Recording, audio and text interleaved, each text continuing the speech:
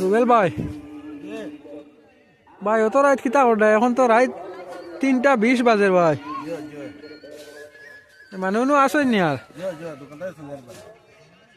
দোকান তো বড় সুন্দর আজাইছো ভাই। পরে দিয়ে স্ক্রিন লাগাইয়া একদম বিয়া করর লাগান নাই। মানুষ নু চলাফিরাত বেশ নাই দেখা যায় ভাই 3:20 বাজে।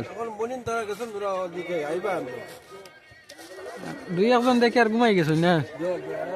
মাশাল্লাহ, ইনভার্টার লাগাইছুন? ও ইনভার্টার না লাগাইলে এটা তো অস্থায়ী বন্ধর মাঝে পারতাই না। জি ভিডিও করি আর।